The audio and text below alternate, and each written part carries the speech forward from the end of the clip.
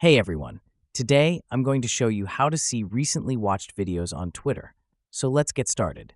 First, open the Twitter app and then tap on your profile icon in the top left corner. Next, scroll down and select Settings and Support. Then tap Settings and Privacy.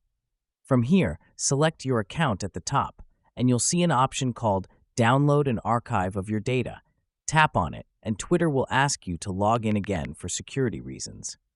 It might also ask for a verification code sent to your email or phone. Once you're logged in, you'll see a button to Request Archive. Tap it, and Twitter will start preparing your data. Now, Twitter says this process can take up to 24 hours, but in most cases, you'll get an email within a couple of hours. The email will contain a link to download a zip file with all your Twitter data, including your watch history.